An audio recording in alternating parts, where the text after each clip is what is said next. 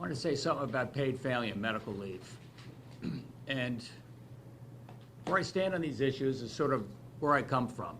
Everybody knows that I come from somebody who started up a business, come from the world of small business. And I know it's a very different background and perspective than what I hear in this building.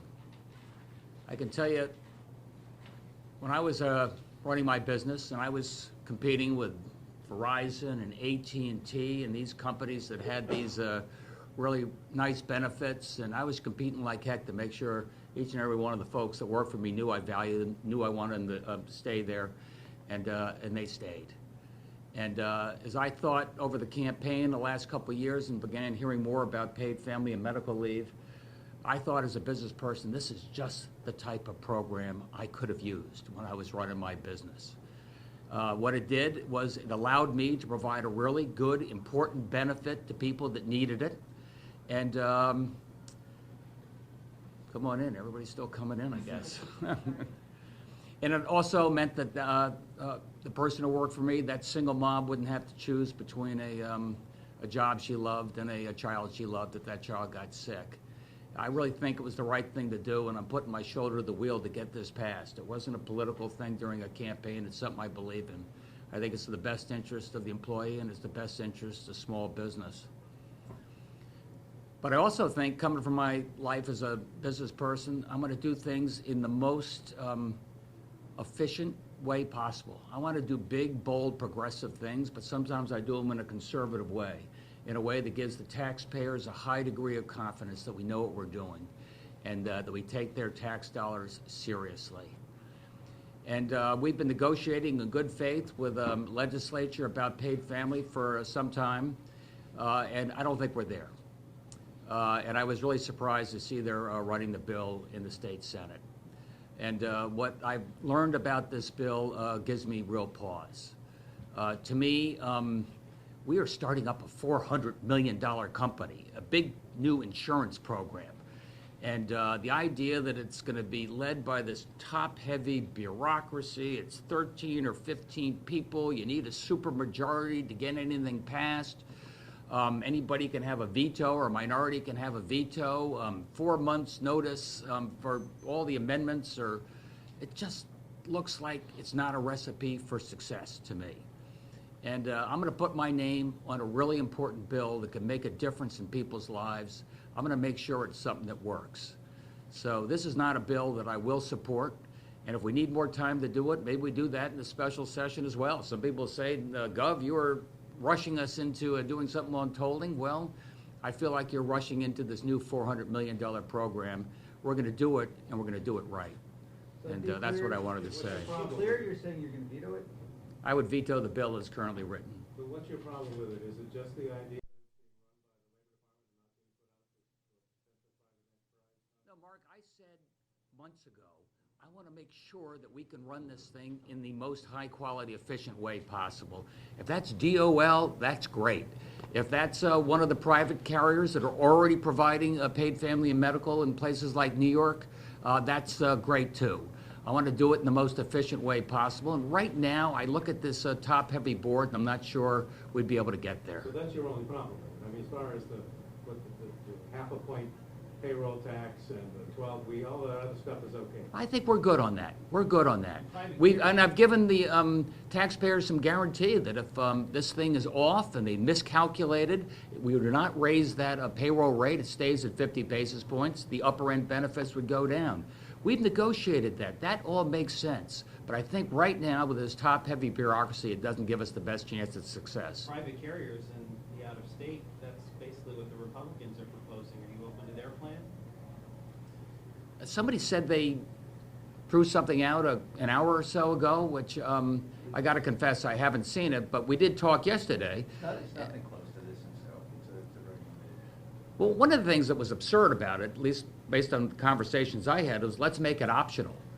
Obviously, that doesn't work in insurance. I mean, everybody's got to be in this. It's not like, hey, I may need paid family. Now let me sign up for this program. So it doesn't work, but I got to take a look at it. It's a last-minute rush.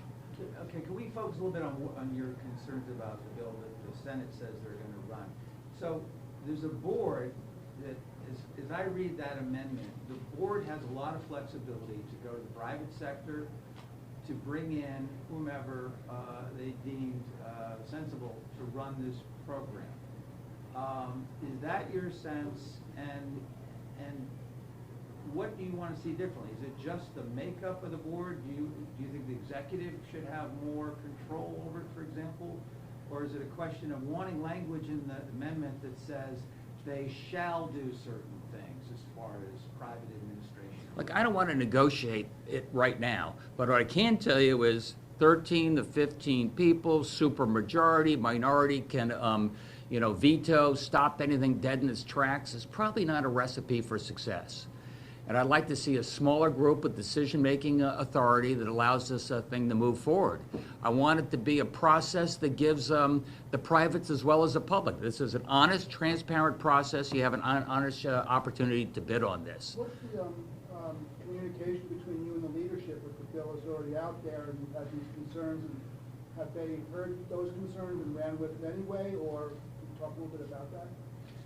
We talked about it yesterday with the leadership on both sides of the aisle, and I was a little surprised that they're running with a bill this quickly. I think we needed another round of negotiations to make sure it's done in a way that works. Right now, I don't think it's going to work. I don't want to be governor in 3 years saying we're still working on paid family leave. We're still trying to figure out these 3 modules. We don't have a majority on them.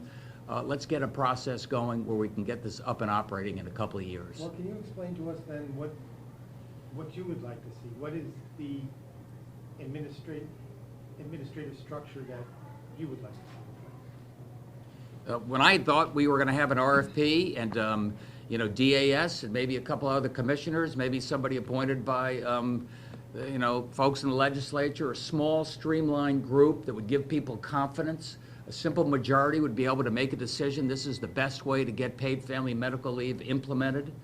I think that was a little more what I had in mind rather than this process, which could go on for a long time. If they pass it, Senate, they wouldn't be bringing it up if they didn't have the votes. If it passes in the Senate and the House, you say you'll veto it. So maybe we address it in the special session. Those are some of your words. So they could modify it, and that could be also part of the call for this whole special session? Is that what you're saying?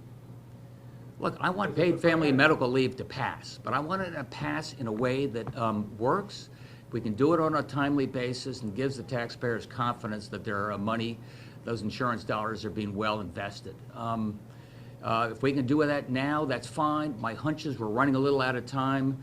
I heard, the Speaker of the House call for a special session. That gives us a little more breathing room to get this right. What did Was the, there miscommunication during these negotiations? Was there miscommunication that your position didn't get communicated correctly, or is the Senate Democrats not believing that your position is the right position and just going forward? I don't know. We've had communication going. We've had negotiations going. People know pretty clearly where I stand on this. I was the one person early on who said I want to make sure a public or a private has the right to bid on this in an efficient way to make sure we get this done with the best value for the taxpayers. what did the Senate Dems say to you when you told them that you would veto it? Did they tell you that we're going forward with it no matter what? No, they didn't say that, but I think my conversations with them are private. What about Well, the solvency of the fund? Do you have concerns about that with the 0.5% payroll deduction? Would that even be enough to make sure it's viable going forward? Well, 2 things on solvency. One, we're doing this big, important $400 million insurance program, so it does take a lot of sophistication to make sure that we're doing it right.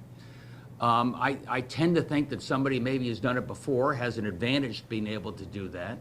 And 3, we did set out some parameters that we're not raising that payroll tax rate, even if we find that some of the actuarial assumptions weren't quite right. So I think we've addressed that. We're trying to address that in a serious way. When it comes to the board that would oversee this, is it only that it's unwieldy, or is it a question of control? Do you have, it's been clear that the major difference between you and the Democratic legislators is this issue of the role of the private sector. So is your concern that this is a board that they've constructed that would not pursue that? that you would not have sufficient input to make sure that happened? Yeah, I think it's both. I think it's A, incredibly unwieldy, and B, Paz, when, any 1/3 or whatever it is of the folks on there can veto, it's the type of board that probably discourages a lot of folks from really wanting to bid into a process like that. I bid on, let's say, 1,000 different projects over the years, and just maybe not the type of situation I'd want to run into myself. Back partially to Christine's point, in other words, when you were negotiating this with the Dems, were they not hearing you? I'm just not clear where we went off the rails here. I just think we're rushing this too much right now. I think we're a little further apart than maybe we thought we were, but the point is, right now, this is a bill that I cannot support and will not support. It doesn't mean we can't get there. It doesn't mean we can't get there in the next week, or more likely get there in the next month. Well, I mean, does it mean that the quasi-public, they're saying, okay, this meets the governor's parameters, but you seem to be saying, no, on its face, it perhaps looks like it does, but what I'm hearing is you're saying, no, in how it would work in practice, it would not. Is that fair? That's fair. To wrap up on this and switch off topics. Yeah. Are we really done with this? I mean, You want to comment on the draft proposal you released yesterday, many of the things that we've heard over the last few weeks, and how confident are you that you can get something even in a special session? This is on tolls now? Yeah. I just saw the Republican proposal again, said let's borrow 375. We said we needed 700 million, but let's borrow 375 and study it. And to me, that was just typical politics and a real cop-out. But I didn't want anybody to use as an excuse, we don't have enough information to cast a vote. Sue, I mean, you know my feeling on this. It's the most important thing we can do as a state to get this state growing again, expanding again. Every business, every labor leader knows what it is. And I just don't want the legislature to come up with a half-baked solution that tries to delay a hard decision. I want them to decide. I hope they decide to give us the best opportunity to get this state moving again, which is a reliable, predictable revenue stream to do it. And if they want to come back, they want to do a little borrowing, they want to do some tolling or gas, something that gets this thing going, but it's got to be real. And I haven't heard anybody come up with a real alternative to what I've proposed. On FMLA, did you personally communicate your plan to veto this to the Senate leadership, or did your staff? Or has it been communicated, actually? I surely said I wasn't going to support it. You said that to whom? Everybody. Can you just give us, I mean, was that a phone call, was that in a face-to-face meeting? I think people knew that I was not going to support this. My staff has relayed that. We did have some meetings that are staying private with, the leadership. but you want to see an RFP to see if one of the insurance companies, either here or someplace, would like to administer this. Is that right? Could you put that in your own words? Is that what, am I putting words in your mouth, or is that what you want? I want to make sure it's a process where we invite the best and the brightest to bid on this. Folks who have done it before, be they out of the private sector, public sector, DOL, let's have a fair process, let's take a look, and let's give the taxpayers a great deal of confidence that this brand new $400 million program is operating the way it's supposed to operate. I don't want to beat a dead horse, but on the question of the communication back and forth, my understanding is there were still talks going on yesterday about final version of the bill. Is that correct? All I can tell you, Paz, is I was really surprised to see that the Senate ran with this bill that we didn't sign off on. Do you think paid FMLA is in jeopardy now? Or is this just a family squabble that needs to get straightened out? No, we're going to straighten it out. It's an important bill that I believe in. It makes a difference for the state, makes a difference for those parents, single parents, and it makes a difference for small business. But you got to do it in a way that makes sure the taxpayers have confidence we're doing it right. There's a lot of skepticism about government running programs. I hear that wherever I go. And I'm going to do everything I can to make this bold, new item something that people have confidence we're getting right. And would you ever countenance a tax or fee on employers to help supplement this program and pay for these anticipated benefits? No. Thanks, everybody.